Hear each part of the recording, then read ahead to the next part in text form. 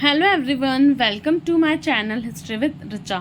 Please like and subscribe my channel and share also. हाँ जी, तो आज हम बात करेंगे वर्ल्ड हिस्ट्री के बारे में। विश्व इतिहास को आज हम पढ़ने जा रहे हैं। तो हम स्टार्ट कर रहे हैं आज फांसीवाद से। हम फासिस्ट के बारे में पढ़ेंगे कि कैसे फासिस्ट का उदय हुआ, फांसीवाद के उदय के रीज़न क्या थे और इन्होंने क्या क्या कार्य किए।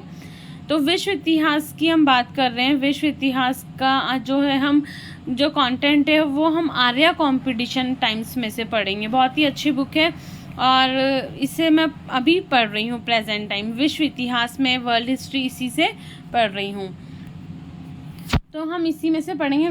विश्व इतिहास के लिए बहुत सारी बुक है, जैसे अरविंद भास्कर जी की बुक भी हम पढ़ सकते हैं, तो इसी तरह से। लेकिन आज हम विश्व इतिहास के रेफरेंस में आर्या कंपटीशन की बात करेंगे। तो हम आगे बढ़ते हैं। फांसीवाद के बारे में हम बात करेंगे। इसका संबंध कहाँ से है? इटली से है। हम बात करें अगर नाजीवाद की, तो इसका संबंध कहाँ से है? जर्मनी से है। हम हिटलर का नाम सुनते हैं तो नाजीवाद हमारे सामने होता है, तो इसी तरह जब हम फांसीवाद का नाम सुनते हैं तो मुसोलिनी का नाम हमारे सामने होता है। यह है मुसोलिनी, बेनिटो मुसोलिनी। इनका जन्म कहाँ हुआ था? इटली में ही हुआ था। कब हुआ था? 29 जुलाई को इनका बर्थ डेट है। और कब हुआ था? 1883 को इनका जन्म होता है। 1883 को। और कहाँ पर होता है? इटली में होता है। इटली के रोमांगना में होता है। और जैसा कि आपने पढ़ा होगा कि फर्स्ट वर्ल्ड वॉर जब हुआ था तब इन्होंने एक सैनिक कमांडर के रूप में, एक सैनिक बनकर फर्स्ट वर्ल्ड वॉर में भाग लिया था। अब हम पढ़ते हैं कि फांसीवाद का उदय कैसे हुआ था और फांसीवाद के उदय के क्या क्या कारण थे और इन्होंने आगे चलकर इटली के लिए क्या कार्य किए और किस तरह से विश्व में अशांति फैली, देशों के बीच में कैसे मतभेद उत्पन्न हुए, वो हम सब पढ़ेंगे। और इन्होंने कैसे कार्य किए, मजदूरों के लिए क्या क्या कार्य किए। तो जब फर्स्ट वर्ल्ड वॉर हुआ, प्रथम विश्व युद्ध के बाद इटली विजेता होने के बाद भी उसको कोई विशेष लाभ नहीं मिला। तो फर्स्ट रीज़न ये है कि जब इटली जीता हुआ देश था तब भी इटली को क्या हुआ? कोई विशेष लाभ नहीं मिला। सेकंड रीज़न है कि वहाँ के लोगों में क्या थी? राष्ट्रीय भावना नष्ट हो चुकी थी और देश में अराजकता या अव्यवस्था फैली थी। सेकंड रीज़न ये हो गया। फिर थर्ड हम बात करते हैं कि इटली की अंतर्राष्ट्रीय प्रतिष्ठा में कमी आई। इटली का जो विश्व स्तर पे वर्चस्व था वो कम हो गया था। इस तरह से कई सारे कारण थे, इसीलिए फांसीवाद का उद्भव हुआ। जैसे पेरिस के शांति सम्मेलन के असंतोषजनक निर्णय के कारण और देश में आर्थिक मंदी। आगे हम बात करें बेरोजगारी, अशांति, अराजकता, जैसे साम्यवादी क्रांति। जब हम नाजीवाद और फांसीवाद पढ़ते हैं तो नाजीवाद और फांसीवाद में हम देखते हैं कि साम्यवादी विरोधी थे, मुसोलिनी भी और हिटलर भी। तो इस तरह से जनता में असंतोष उत्पन्न हो गया और जनता एक अच्छी सरकार चाहती थी, निष्ठावान और एक अच्छी मजबूत सरकार जनता चाहती थी। तो इस तरह से क्या होता है? 1917 के चुनाव में साम्यवादी को संसद में क्या मिलती? सफलता मिलती है। और उससे भी अराजक स्थिति को ठीक करने हैं तो फिर क्या करते हैं कि मुसोलिनी के नेतृत्व में एक दल का उदय होता है, उसी का नाम है फासिस्ट, जिसे हम अभी वर्तमान में फांसीवाद कहते हैं, जो कब तक चला? 1943 तक चला। और 1943 में आप देखेंगे कि 1943 में मुसोलिनी की डेथ हो जाती है, मीन्स इनकी हत्या कर दी जाती है, इनको मार दिया जाता है। और किसके द्वारा? वेलेरियो लुइंगी लोंगो के द्वारा इनको मार दिया जाता है 1945 में। 1943 तक तो ये रहती है सरकार और इनकी 1945 में इनकी मृत्यु हो जाती है। तो 1917 से लेकर 1943 तक फासिस्टवाद का प्रभाव इटली पर रहा।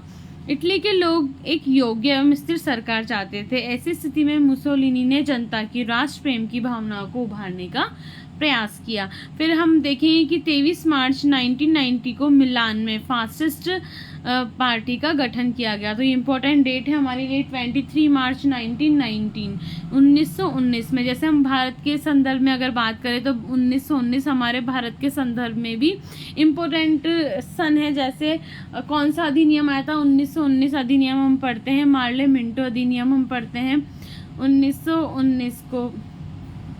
जैसे 1909 को हम मार्ले मिंटो पढ़ते हैं, 1919 को मॉन्टेस्क्यू चैम्सफोर्ड पढ़ते हैं, तो 1919 का अधिनियम भी हमारे लिए इम्पोर्टेंट है। तो हम बात करें इटली की, तो 23 मार्च 1919 में मिलान में होती है फासिस्ट पार्टी का गठन होता है। तो कहाँ पर होता है, हमें याद रखना है कि मिलान में होता है, और सन क्या है, 23 मार्च 1919। इस संगठन के आरंभिक सदस्यों की संख्या कितनी होती है, 54 होती है, हमें ये भी याद रखना है। फासियों लेटिन भाषा का शब्द है जो फासिस से बना है, जिसका अर्थ होता है गट्ठर या समूह। और आपको पता है इस जो फासिस्ट वादी पार्टी थी, इसका चिन्ह भी क्या था, लकड़ियों का गट्ठर था। और इसका अर्थ क्या होता है, गट्ठर या समूह होता है फासिस्ट का मतलब, और इसका जो चिन्ह था वो लकड़ियों का गट्ठर था। जैसे हम नाजीवाद पढ़ते तो उनका जो चिन्ह था वो क्या था, एक स्वास्तिक था, वो इस तरह से स्वास्तिक था, और इनका क्या था, लकड़ियों का गट्ठर इनका चिन्ह था। आगे हम बात करें, अगर फासीवाद एक दल और एक नेता के सिद्धांत में विश्वास रखता था। ये सर्वसत्ता में विश्वास रखते थे। आप जब नाजीवाद पढ़ेंगे तब भी आप सर्वसत्तावाद को पढ़ेंगे।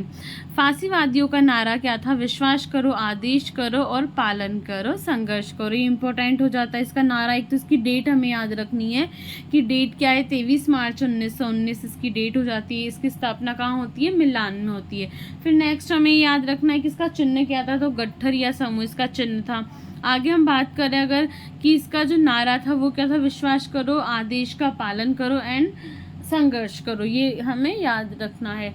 फिर है, इन्हें लोकतांत्रिक अधिकारों से घृणा थी। किसे, फासीवादियों को लोकतांत्रिक अधिकारों से घृणा थी। ये क्या चाहते थे कि सभी पर किसका नियंत्रण हो, सिर्फ और सिर्फ राज्य का ही नियंत्रण हो। इनके सिद्धांत व्यक्ति को पूर्ण रूप से राज्य के अधीन होना चाहिए। ये एक दलीय शासन तथा युद्ध नीति को श्रेष्ठ मानते थे। मुसोलिनी, मोस्टली हम पढ़ते हैं कि मुसोलिनी तो युद्ध नीति को ही श्रेष्ठ मानते, और मुसोलिनी ने बोला है कि अगर मैं आगे बढ़ जाता हूँ तो मेरा अनुसरण करो, और अगर मैं पीछे हट जाता हूँ तो मुझे गोली से उड़ा दो।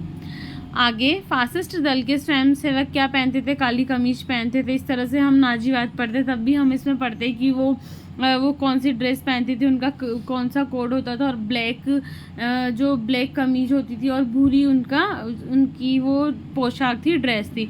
इसके साथ वो अस्त्र शस्त्र धारण करते थे और अनुशासन प्रिय होते थे, और उनका अपना एक अलग ध्वज होता था। मुसोलिनी दल का प्रधान कमांडर था, जो दल का नेता था। फासिस्ट दल के जो प्रमुख लीडर थे वो कौन थे, मुसोलिनी थे। अब इन्होंने कार्यक्रम क्या क्या प्रस्तुत किए, उन्होंने एक घोषणा पत्र तैयार किया। फासिस्ट दल का एक घोषणा पत्र था, तो उस घोषणा पत्र में ये क्या क्या लिखते हैं हम पढ़ेंगे। उस घोषणा पत्र में इन्होंने 5 बातें प्रमुख बताई है कि मजदूरों से 8 घंटे से अधिक काम न लिया जाए। कितनी अच्छी बात है कि मजदूरों से 8 घंटे से ज़्यादा काम नहीं लेंगे। दूसरा है कि चर्च की संपत्ति जब्त कर ली जाए। ये धार्मिक कारण हो जाता है कि चर्च की जो संपत्ति है वो जब्त कर ली जाए। फिर है, कुछ उद्योगों पर मजदूरों का नियंत्रण स्थापित किया जाए। जो कुछ उद्योग होंगे उन पे क्या होगा, सिर्फ मजदूरों का नियंत्रण स्थापित होगा। फिर है, हथियार बनाने वाले कारखानों का राष्ट्रीयकरण किया जाए। जो हथियार बनाने वाले कारखाने हैं उनका क्या किया जाए, राष्ट्रीयकरण किया जाए। इस तरह से एक और है कि फ्यूम तथा डॉल्मेशिया पर इटली का अधिकार स्थापित किया जाए। उन्होंने अपने घोषणा पत्र में ये प्रमुख 5 बातें कही। तो हमें ये 5 बातें अच्छे से याद होनी चाहिए। आगे हम बात करें बेनिटो मुसोलिनी। जैसा कि मैंने आपको स्टार्टिंग में बताया था, इनका जन्म 29 जुलाई 1883 में होता है। कहाँ पर होता है, रोमांगना में होता है, इटली में। इन्होंने फर्स्ट वर्ल्ड वॉर में क्या किया था, एक सैनिक के रूप में भाग लिया था। फिर हम पढ़ेंगे कि मुसोलिनी की उपाधि क्या थी, ड्यूस थी। ड्यूस इनकी उपाधि थी। आप जब पढ़ते हैं नाजीवाद तो उसमें पढ़ते हैं हिटलर की उपाधि क्या थी। आपको याद है हिटलर की उपाधि फ्यूरर थी, और इनकी क्या थी, ड्यूस थी। तो हमें इनकी उपाधि भी याद रखनी है। फिर है, मुसोलिनी प्रारंभ में एक समाजवादी नेता रहे थे। स्टार्टिंग में ये कैसे थे, समाजवादी थे, और उसके बाद जब ये समाजवादी पूंजीवादी और साम्यवाद से ये क्या करते थे, मतलब कट्टर विरोधी थे, इनसे घृणा करते थे। आगे, किसी समय उसने हिंसापूर्वक पूंजीवाद को उखाड़ फेंकने के लिए किसने, मुसोलिनी की हम बात कर रहे हैं, अंतर्राष्ट्रीयता और लोकतंत्र का प्रसार करने वाले और साम्राज्यवाद, सैन्यवाद और राष्ट्रवाद की निंदा करने वाले संपादकीय लिखे। किन्होंने लिखे? ये मुसोलिनी ने लिखे। उसके बाद ही इम्पोर्टेंट है, मिलान से पोपोलो डी इटालिया नामक दैनिक समाचार पत्र इन्होंने जारी किया। कौन सा? पोपोलो डी इटालिया। ये इम्पोर्टेंट हो जाता है हमारे लिए, ये समाचार पत्र हमें पढ़ना है। और कौन सा था ये? दैनिक, साप्ताहिक नहीं था, ये दैनिक समाचार पत्र था, जिसके कारण इटली में मई 1915 में मित्र राष्ट्र की ओर से युद्ध में सम्मिलित हो गया। ठीक है, किसके चलते? इस समाचार पत्र से जो उत्तेजना हुई, लोग उत्तेजित हुए, जिसके कारण इटली 1915 में मित्र राष्ट्र की ओर से युद्ध में शामिल हो गया। मुसोलिनी ने आदर्श नायक जूलियस सीजर और नेपोलियन का प्रभाव था। ठीक है, किसका प्रभाव था मुसोलिनी पर? उनके आदर्श कौन थे, उनका मॉडल कौन था? एक तो था जूलियस सीजर और नेपोलियन। अब अगर हम बात करें फांसीवाद पर किसका प्रभाव था, तो फांसीवाद पर आदर्शवाद का प्रभाव था, और किसके? हीगल के आदर्शवाद का। पर्टिकुलर अगर हम बात करें मुसोलिनी की, तो मुसोलिनी पर तो प्रभाव किसका था? नेपोलियन एंड जूलियस सीजर का। लेकिन हम बात करें फांसीवाद दल की, तो फांसीवाद दल पे हीगल के आदर्शवाद का प्रभाव था। मुसोलिनी नवयुवकों को कहा करते थे, तुम खतरनाक बनकर जीवन बिताओ। अगर मैं आगे बढ़ता हूँ, जैसा मैंने आपको अभी जस्ट बताया था कि अगर मैं आगे बढ़ता हूँ तो मेरा अनुसरण करो, और यदि मैं पीछे हटता हूँ तो मुझे गोली से मार दो। मैं शांति में विश्वास नहीं करता। अभी हमने जैसा फर्स्ट पेज पर ही पढ़ा था कि ये कहते हैं कि किस में विश्वास करते हैं? युद्ध नीति के को श्रेष्ठ मानते हैं। एक दलीय शासन और युद्ध नीति को ये श्रेष्ठ मानते हैं। इसी तरह से आगे ये इनका जो कथन है वो हमें याद रखना होगा। ये इम्पोर्टेंट है कि मैं अगर आगे बढ़ता हूँ तो मेरा अनुसरण करो, ऐसा ही हमें याद रखना है। फांसीवादियों ने उग्र राष्ट्रवाद का निर्माण किया। फांसीवाद हीगल के आदर्शवाद से प्रभावित था। जैसा कि मैंने आपको बताया कि फांसीवाद तो हीगल के आदर्शवाद से प्रभावित था, और मुसोलिनो नेपोलियन और जूलियस सीजर से प्रभावित थे। फांसीवादियों के अनुसार राज्य के भीतर सब कुछ है, राज्य के बाहर कुछ नहीं है, राज्य के विरुद्ध भी कुछ नहीं है। ये हमें याद रखना है। मीन्स ये एक ही लाइन, ये इतनी सारी बात एक लाइन में आ जाती है कि राज्य का नियंत्रण हो, सर्वसत्तात्मक शासन हो। फांसीवाद एक दल, एक नेता और एक शासन में विश्वास रखता था, और इसी तरह से नाजीवाद भी इसी में विश्वास रखता था। ये युवकों से आह्वान करता था कि विश्वास करो, आज्ञा मानो और लड़ो। ये इसका नारा था जो हमने पढ़ा है, ये वही है। फांसीवाद राज्य को साध्य मानता था और जनता क्या है? साधन है। फांसीवाद स्वतंत्र व्यापार का विरोधी था, और ये बुद्धिवाद के भी विरोधी थे। फासिस्टों के मुख्य उद्देश्य क्या थे? कि राज्य की शक्ति को बढ़ाना, साम्यवाद का विरोध करना, निजी संपत्ति की रक्षा करना, शक्तिशाली सैन्य संगठन होना चाहिए इटली के पास, शक्तिशाली विदेश नीति होनी चाहिए, और उद्योग धंधों की रक्षा होनी चाहिए। इस तरह से ये उनके उद्देश्य थे। जैसे पहले हमने स्टार्टिंग में कारण पढ़े थे, अशांति, अराजकता, अंतर्राष्ट्रीय स्तर पर इटली के वर्चस्व की कमी, प्रथम विश्व युद्ध हुआ तो उसमें उसको कोई लाभ नहीं मिला, पेरिस शांति सम्मेलन जो हुआ था उसके निर्णय से असंतुष्ट था। इस तरह से तो ये तो इसके कारण थे। अब उद्देश्य क्या था? कि राज्य की शक्ति का, जो राज्य की शक्ति है ना, उसको क्या करना? उसको बढ़ाना है। उसके बाद साम्यवाद का विरोध करना है, संपत्ति पर क्या करना है? संपत्ति की रक्षा करनी है, शक्तिशाली सैन्य संगठन होना चाहिए, और विदेश नीति कैसी होनी चाहिए? मजबूत होनी चाहिए, और उद्योग और धंधों की रक्षा होनी चाहिए। श्रमिक, ये वही सब आ जाता है कि श्रमिक से प्रतिदिन 8 घंटे काम नहीं कराना है, श्रमिक वर्ग का नियंत्रण स्थापित करना, संपत्ति को जब्त कर लिया। फासिस्ट कार्यक्रम थे जो फांसीवादियों, मुसोलिनी ने जो एक घोषणा पत्र निकाला था, फासिस्ट ने फांसीवाद में जो घोषणा पत्र हुआ था स्टार्टिंग में, मुसोलिनी द्वारा घोषणा पत्र में जो 5 बातें कही गई थी वो यहाँ मेंशन है। आगे अक्टूबर 1922 में नेपल्स में फासिस्ट दल का सम्मेलन हुआ। हमें याद रखना है कि 1922 में नेपल्स में जो फासिस्ट दल का सम्मेलन होता है, ये डेट हमें याद रखनी होगी। और कहाँ होता है? नेपल्स में होता है। इस समय सम्मेलन में घोषणा हुई यदि उनकी मांग को स्वीकार नहीं किया गया तो वह अपने स्वयंसेवक की सहायता से रोम पर चढ़ाई कर देंगे। फिर इसके बाद क्या होता है? ये 27 अक्टूबर 1922 को वो तिथि निश्चित करते हैं और रोम पर चढ़ाई कर देते हैं। काली कमीज हमने पहले पढ़ा था कि इनकी पोशाक थी। 1922 में ही रोम पर चढ़ाई शुरू कर देते हैं। मुसोलिनी से क्या होता है? भयभीत होकर इटली के प्रधानमंत्री एल फैक्टो क्या करते हैं? 1922 में त्याग पत्र देते थे। 28 अक्टूबर 1922 में त्याग पत्र दे देते हैं और मुसोलिनी ने 30 अक्टूबर 1922 को इटली के प्रधानमंत्री नियुक्त हो जाते हैं। तो प्रधानमंत्री कैसे बनते हैं मुसोलिनी? कि ये रोम को जब चुनौती देते हैं कि आप ना उनकी शर्तें मानो, अन्यथा वो क्या करेंगे? रोम पर चढ़ाई कर देंगे। उसके बाद ही वो 1922 में रोम पर चढ़ाई करते हैं। इससे कौन? इटली के प्रधानमंत्री भयभीत हो जाते हैं, एल फैक्टो, और वो क्या करते हैं कि त्याग पत्र दे देते हैं। इसी तरह से 30 अक्टूबर 1922 को इटली के प्रधानमंत्री की नियुक्ति हो जाती है। इस समय इटली के राजा विक्टर इमैनुएल तृतीय थे। तो ये क्वेश्चन बन जाता है कि मुसोलिनी के समकालीन कौन से राजा थे? तो विक्टर इमैनुएल थर्ड थे। आगे, इस समय इटली के राजा विक्टर इमैनुएल थर्ड थे। मुसोलिनी ने प्रधानमंत्री बनते ही राज्य की समस्त सत्ता अपने हाथ में केंद्रित करने का प्रयत्न किया। नवंबर 1923 में उसने संसद में एक नया निर्वाचन कानून पास किया। ठीक है, तो ये भी हमें याद रखना है, निर्वाचन कानून पास किया। और इस निर्वाचन कानून के अनुसार क्या होता है?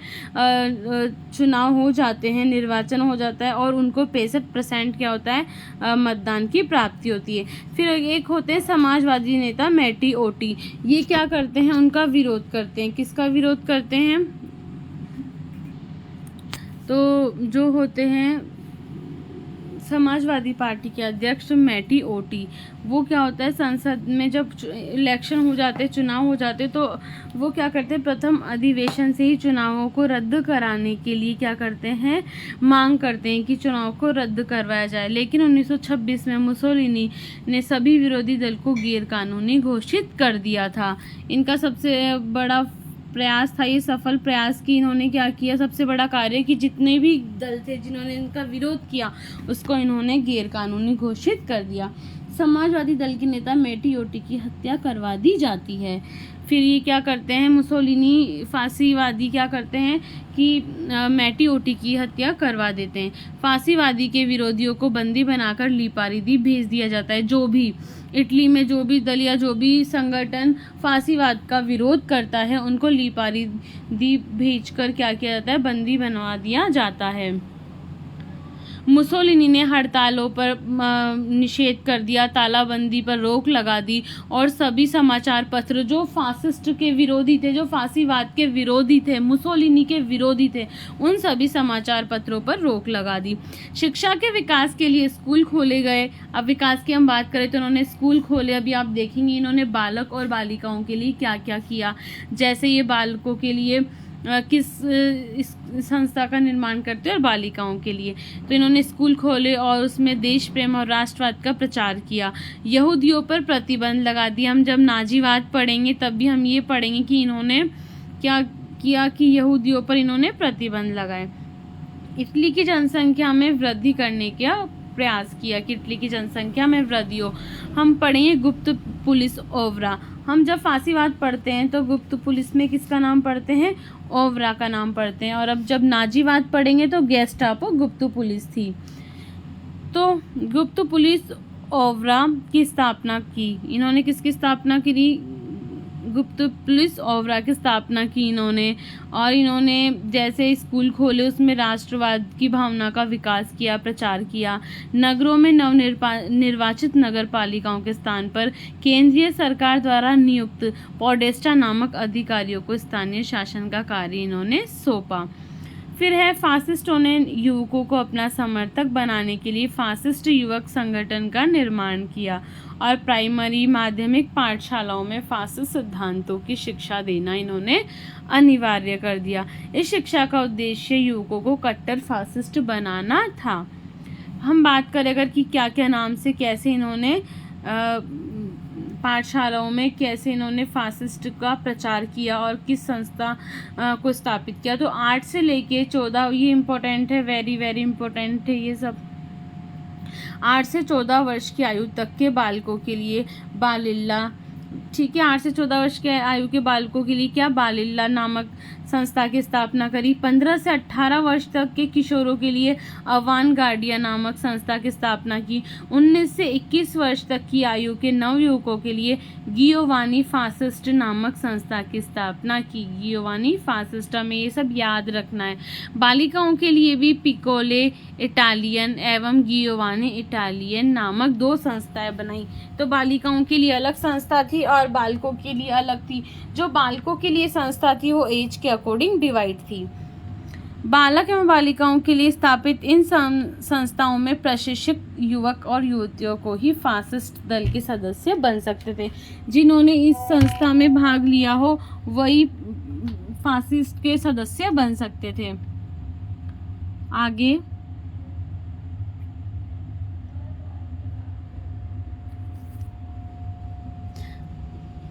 उसके बाद क्या होता है, सिंडिकेटों का संघ बनाया। सिंडिकेट जिसका प्रभाव, जिसके प्रथम जो सचिव थे ना वो कौन थे, रोसानी थे। इन्होंने क्या किया, सिंडिकेट का मतलब होता है वो जो मजदूरों का संघ होता है उसका इन्होंने क्या किया, संगठन बनाया और उसके जो प्रथम सचिव बनाए वो कौन बनाए, रोसानी बनाए।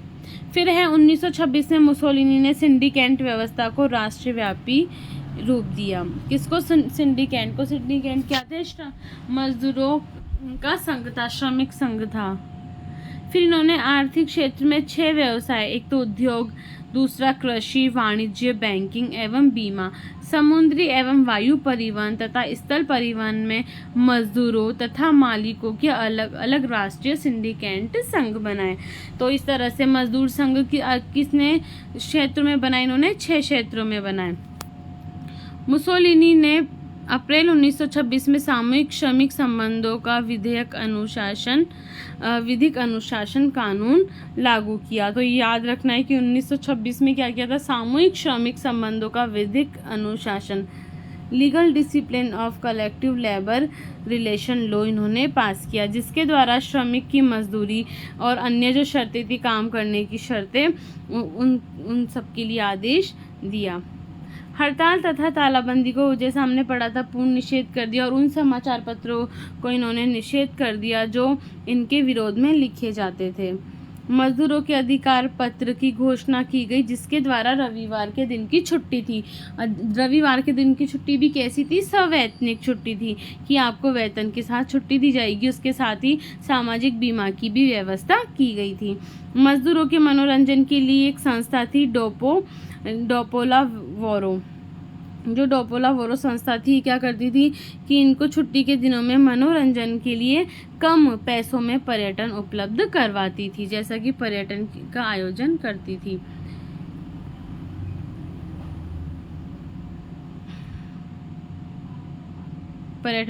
करती थी। मुसोलिनी ने 1933 में समस्त राष्ट्रवादी आर्थिक व्यवस्थाओं के लिए निगम की स्थापना की।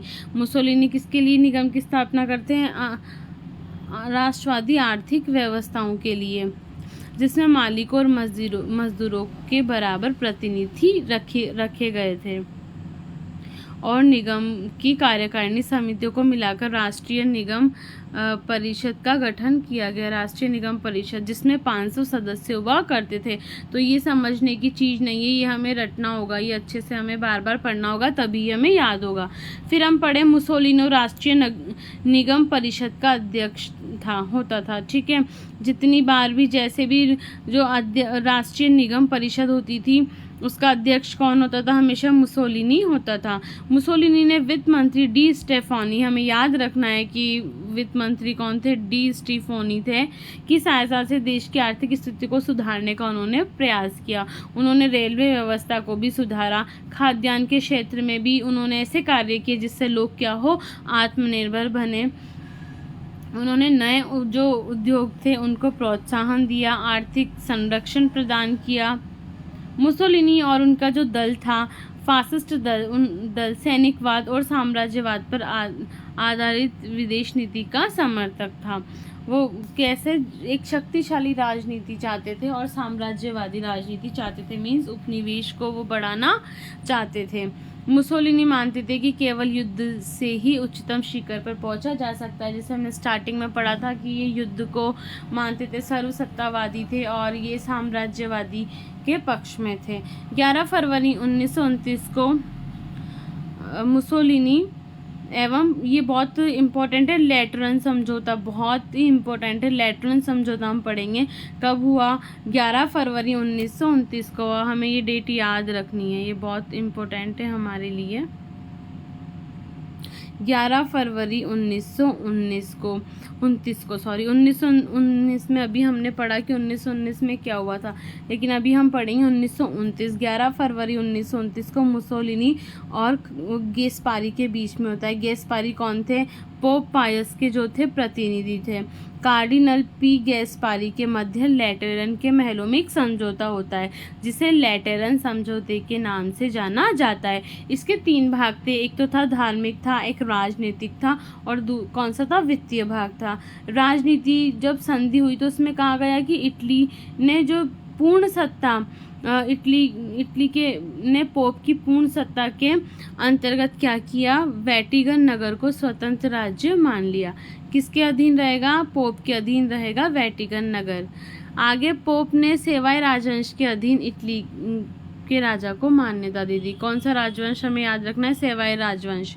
आगे धर्म संबंधी जब हम बात करें, धर्म संबंधी जो वो निर्णय लिया गया, वो क्या लिया गया कि रोम को कैथोलिक धर्म मतलब को मान लिया, उसको राजधर्म मान लिया कि रोम कैथोलिक धर्म को ही इटली का राजधर्म मान लिया गया। राज्य के धर्माधिकारी की नियुक्ति का अधिकार पोप को मिला, लेकिन धर्माधिकारी की जब नियुक्ति होगी तो उसकी जांच कौन करेगी? सरकार ही उसकी जांच करेगी। सभी पादरी और बिशपों को सरकार तथा सम्राट के प्रति स्वामी भक्ति की शपथ लेनी होती थी। सरकार की ओर से उन्हें वेतन दिया जाता था और विवाह को धार्मिक संस्था माना गया। इसी तरह से 3 भाग थे, धार्मिक, आर्थिक और वित्तीय। इनको पूरा किया जाना था। मुसोलिनी ने कहा था कि अब इटली का नागरिक कैथोलिक है और कैथोलिक नागरिक भी है। मुसोलिनी की विदेश नीति के 2 प्रमुख उद्देश्य थे। कितने उद्देश्य थे? 2 प्रमुख उद्देश्य थे।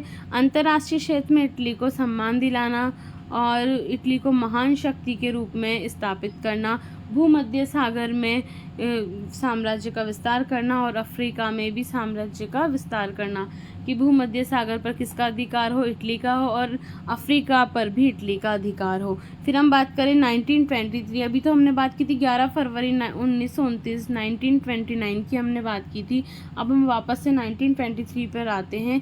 1923 में क्या होता है? लूसान की संधि होती है, जिसको लोसाने भी बोल सकते हैं हम। लोसाने या लूसान की संधि के द्वारा रोड्स तथा डोडेकनीज पर इटली के अधिकार की पुष्टि कर दी जाती है।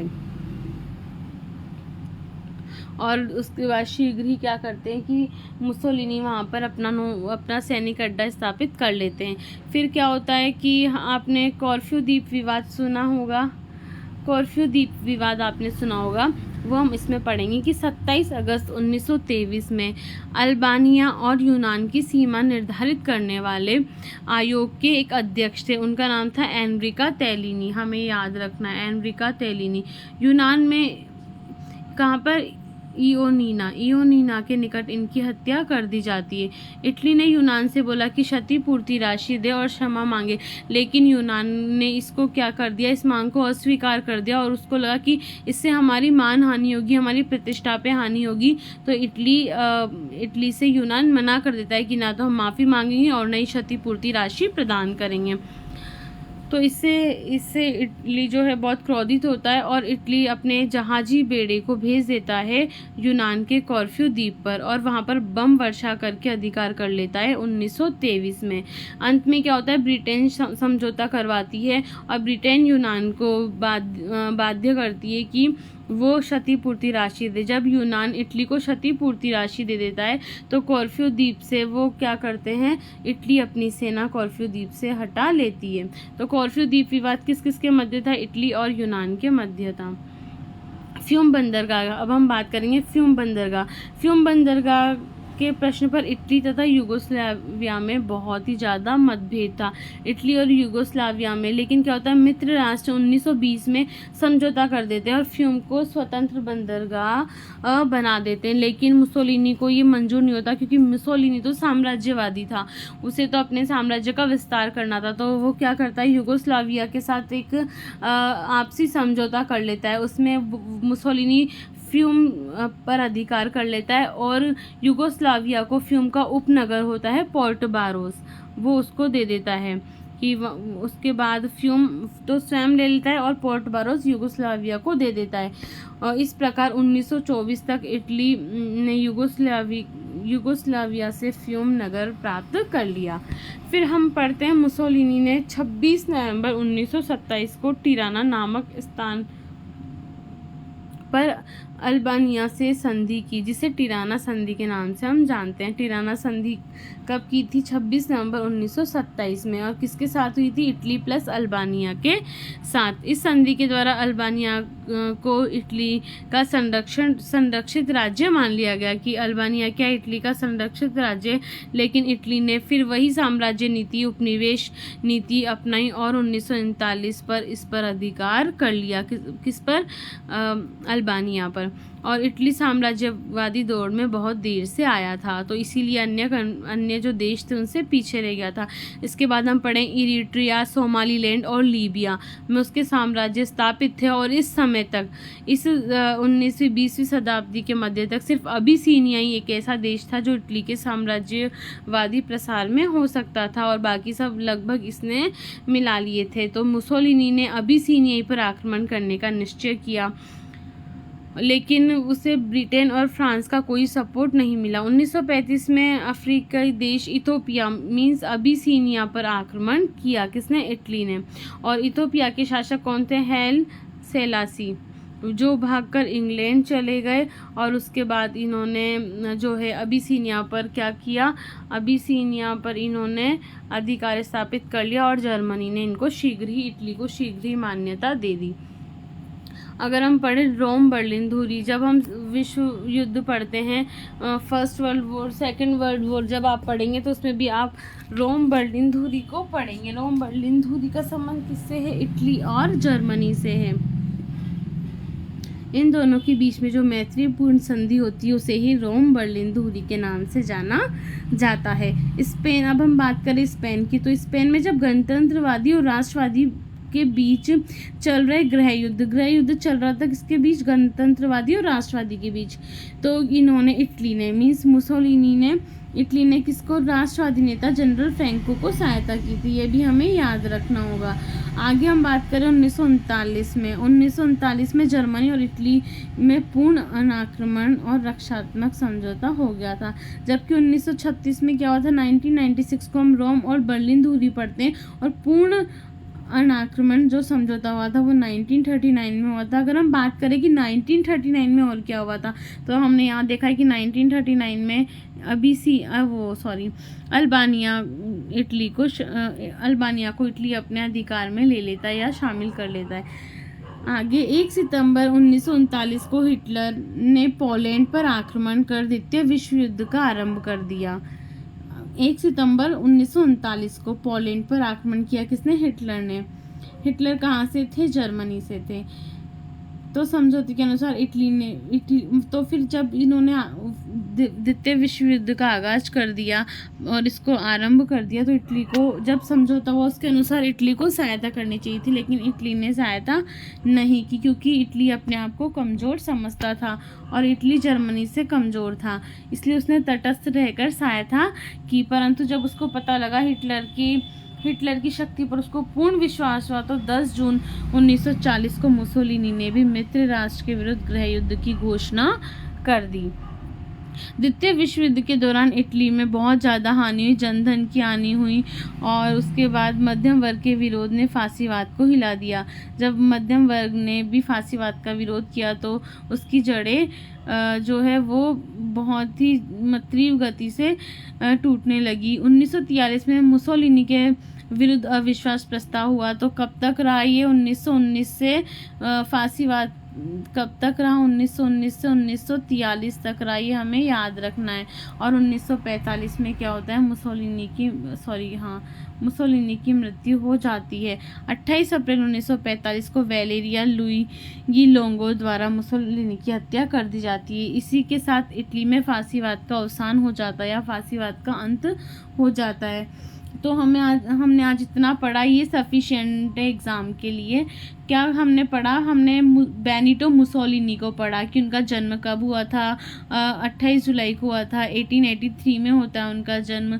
फिर हम पढ़ते हैं कि कहाँ हुआ था, रोमांगना में हुआ था। अब फांसीवाद का उदय कैसे हुआ, तो हमें वो पढ़ना है कि इसके उदय के क्या कारण थे, फिर इनके उद्देश्य क्या थे वो हमने देखे, इनके उद्देश्य, फिर कैसे संबंध हुए, जैसे कॉर्फ्यू द्वीप विवाद हुआ है, लेटरन समझौता हुआ है, तो हमें ये सब याद रखना है इस तरह से। तो ये था फांसीवाद। हम नेक्स्ट क्लास में मिलेंगे नाजीवाद के साथ। आज के लिए इतना ही, हम मिलेंगे नेक्स्ट वीडियो में।